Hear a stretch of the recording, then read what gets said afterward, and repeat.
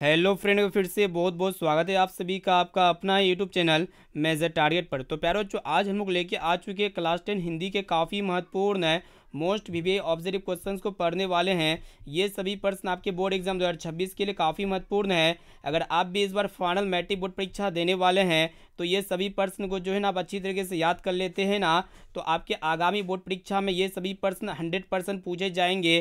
तो इसीलिए इस क्लास को आप बिल्कुल शुरू से लेकर आखिरी तक ज़रूर देखिएगा, ठीक है। तो जितने भी अभ्यर्थी अभी तक वीडियो को लाइक नहीं किए तो फटाफट से वीडियो को लाइक कर दीजिएगा। चैनल पर नए हैं तो चैनल को भी सब्सक्राइब कर लीजिएगा। साथ में बगल में नोटिफिकेशन बेल आइकन आएगा, इसे प्रेस करके ऑल पर जरूर सेलेक्ट कर लीजिएगा। और जितने भी अभ्यर्थी अभी तक हमारे व्हाट्सएप ग्रुप में नहीं जुड़े हैं तो फटाफट से आप मेरा व्हाट्सएप नंबर नोट कर सकते हैं। मेरा व्हाट्सएप नंबर है 6206076569।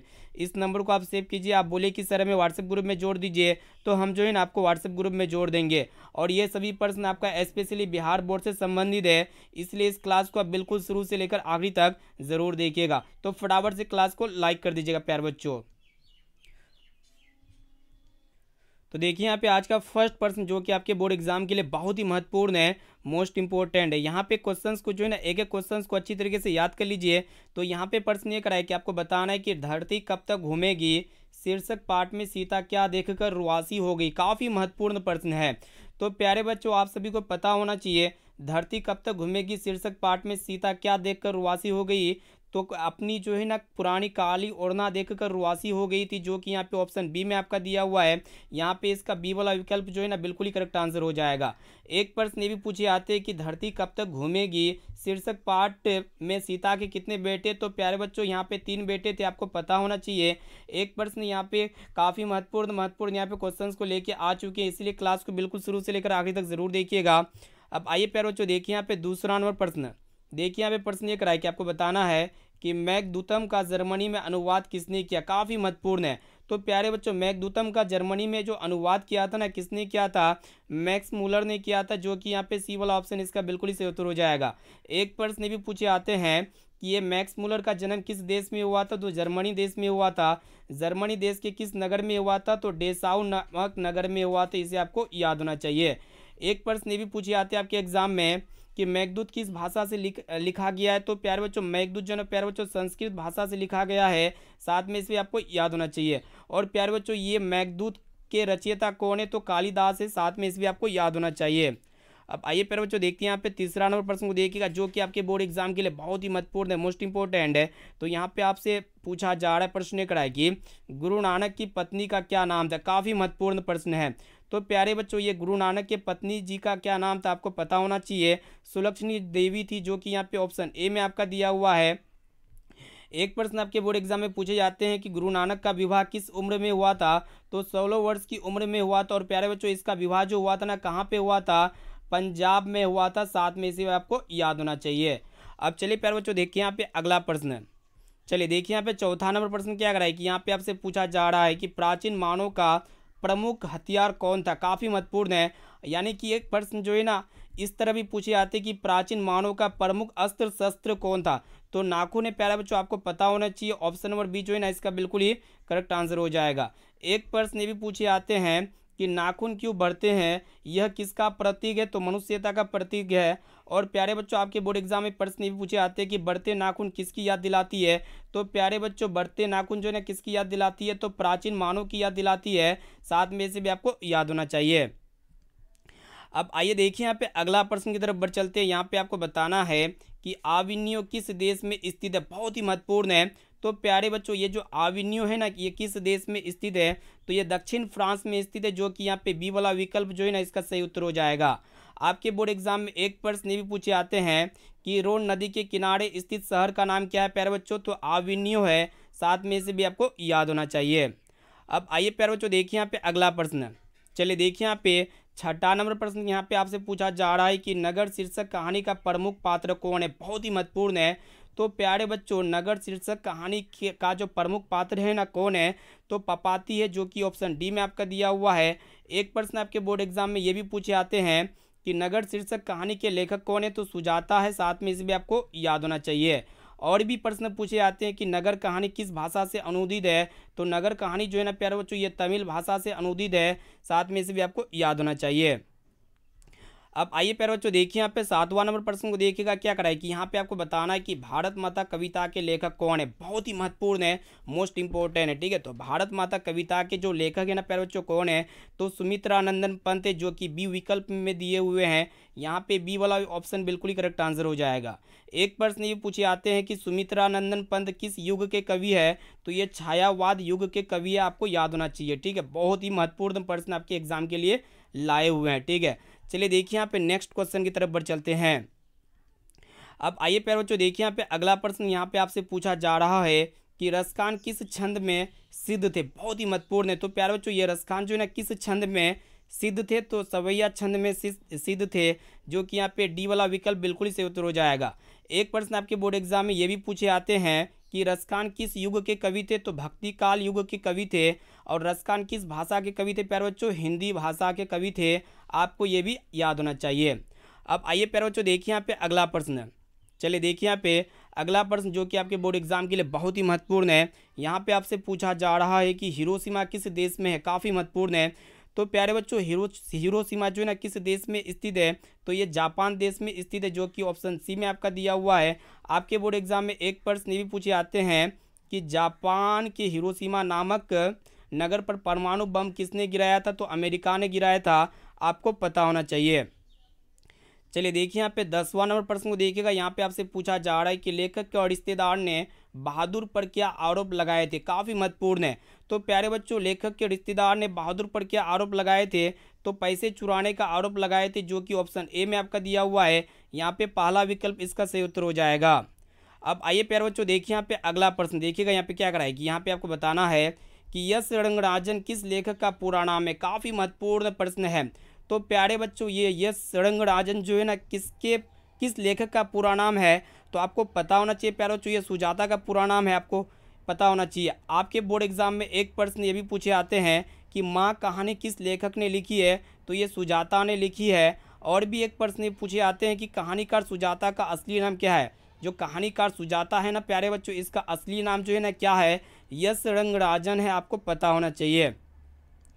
अब आइए प्यारे बच्चों देखिए यहाँ पे अगला प्रश्न की तरफ बढ़ चलते हैं। यहाँ पे आपसे पूछा जा रहा है कि भारतीय संविधान के निर्माण में महत्वपूर्ण भूमिका किसकी है, मोस्ट इंपॉर्टेंट है।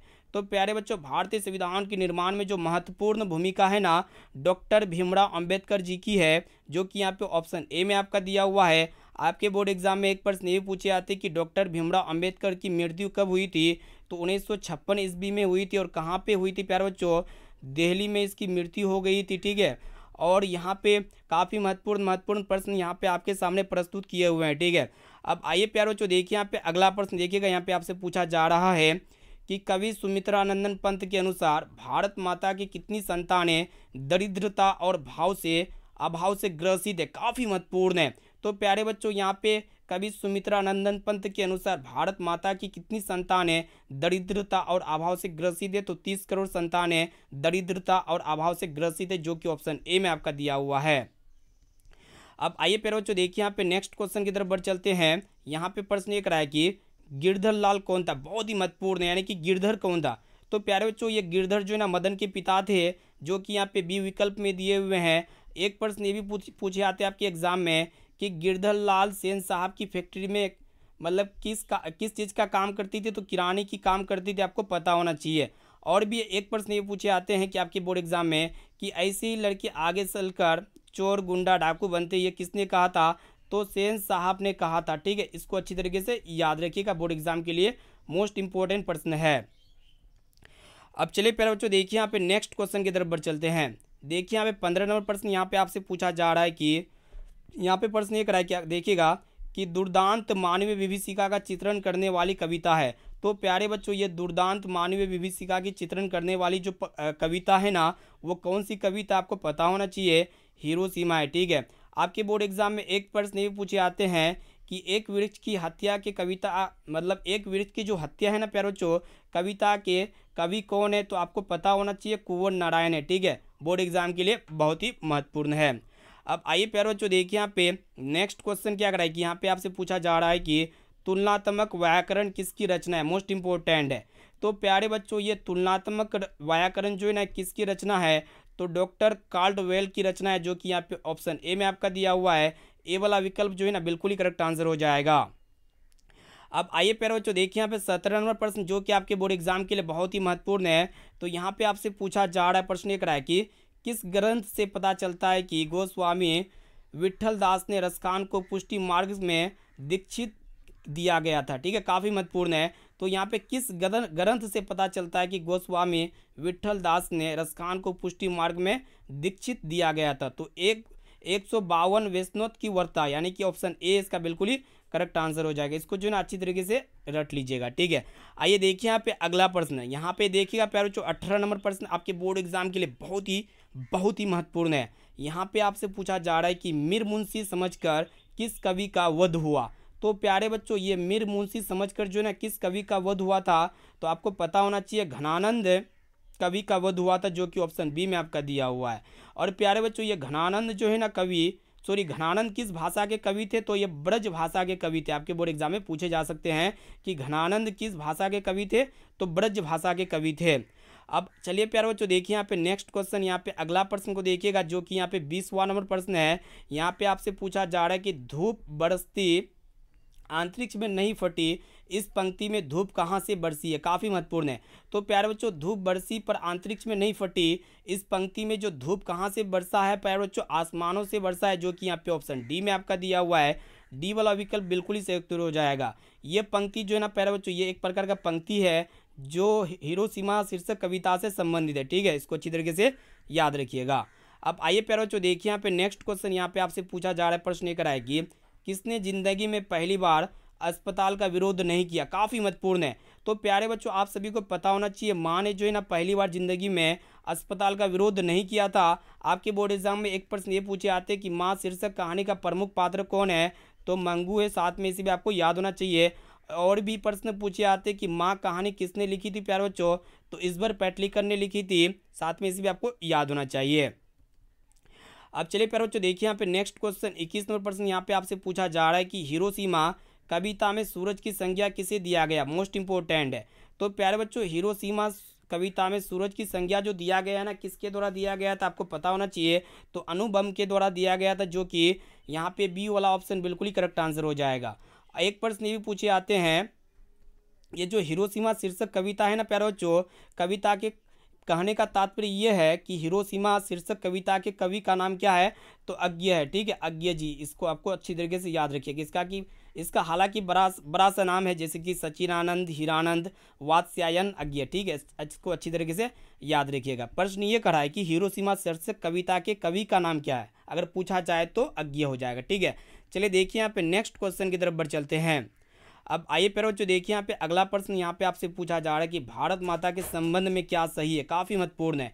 तो प्यारे बच्चों, भारत माता के संबंध में जो है ना क्या सही है? ग्राम वासिनी सही है, जो कि यहाँ पे सी ऑप्शन में दिया हुआ है। एक प्रश्न ये भी पूछे आते हैं कि मैक्स मुलर के अनुसार सच्चे भारत कहाँ पे निवास करते, कहाँ पे दर्शन करते? तो ग्राम वासिनी में निवास करते, यानी कि ग्रामीण भारत में निवास करते हैं।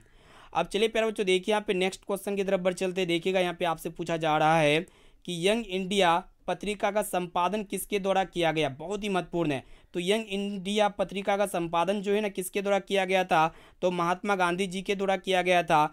एक प्रश्न ये पूछे आते हैं आपके बोर्ड एग्जाम में कि महात्मा गांधी जी ने वकालत की पढ़ाई के लिए कहाँ पे गए थे प्यारे बच्चों? तो लंदन में गए थे। इसको अच्छी तरीके से याद रखिएगा। और भी एक प्रश्न पूछे आते हैं आपके एग्जाम में कि गांधी जी का शिक्षा उद्देश्य क्या मानते थे? तो चरित्र निर्माण मानते थे। अब चलिए प्यारे बच्चों, देखिए यहाँ पे अगला प्रश्न की तरफ बढ़ चलते हैं। यहाँ पे आपसे पूछा जा रहा है कि शहर के कन्या विद्यालय में पढ़ने वाली गांव की एक लड़की पागल हो गई थी, उसका नाम क्या है? काफ़ी महत्वपूर्ण है। तो शहर के कन्या विद्यालय में पढ़ने वाली गांव की एक लड़की क्या हो गई थी प्यारे बच्चों? पागल हो गई थी। तो उसका नाम क्या था, वही आपको बताना है। तो कुसुम नाम था उसका, आप सभी को पता होना चाहिए। ऑप्शन ए इसका बिल्कुल ही करेक्ट आंसर हो जाएगा। अब आइए प्यारे बच्चों, देखिए यहाँ पे अगला प्रश्न की तरफ बढ़ चलते हैं। यहाँ पे आपसे पूछा जा रहा है कि कवि के अनुसार भारत माता की आंखें है। तो कवि के अनुसार भारत माता की आंखें जो है ना प्यारे बच्चों कैसी है? गंगा यमुना की जैसी है, क्योंकि कवि ने गंगा और यमुना को भारत माता की दो आंखों के रूप में प्रस्तुत किया था। ठीक है, आपके बोर्ड एग्जाम में एक प्रश्न ये पूछे आते हैं कि भारत माता के संबंध में क्या सही है? तो भारत माता के संबंध में जो है ना प्यारे बच्चों क्या सही है? तो ग्राम वासिनी सही है। इसे आपको याद होना चाहिए।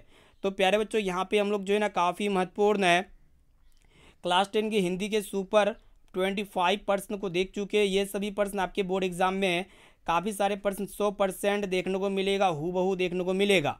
तो जितने भी अभ्यर्थी आपके साथ बोर्ड एग्जाम में सम्मिलित होने वाले 2026 में, तो इस वीडियो को जो है ना अपने दोस्तों तक जरूर शेयर कीजिएगा, ताकि वो भी जो है ना आगामी बोर्ड एग्जाम में काफ़ी अच्छी तरीके से तैयारी कर सकिए, ठीक है। और इनके साथ साथ आप हमें कमेंट सेक्शन में जाके बताइए कि ये आपका जो है ना 25% में से आपको पहले से कितना % का श्योर सटीक आंसर याद था।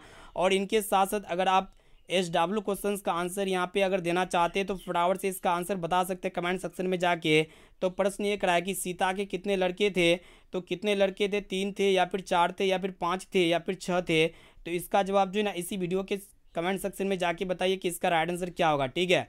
तो प्यारे बच्चों, अभी तक जितने भी विद्यार्थी वीडियो को लाइक नहीं किए तो वीडियो को लाइक कर दीजिए, चैनल पर नए हैं तो चैनल को सब्सक्राइब कर दीजिए। और व्हाट्सएप ग्रुप में जुड़ना चाहते हैं तो मेरा व्हाट्सएप नंबर लीजिए, मेरा व्हाट्सएप नंबर है 6206076569। इस नंबर को सेव कीजिए। आप बोले कि सर मैं व्हाट्सएप ग्रुप में जोड़ दीजिए, तो आपको हम व्हाट्सएप ग्रुप में जोड़ देंगे। तो फिर मिलते हैं यहाँ पे अगले क्लास में।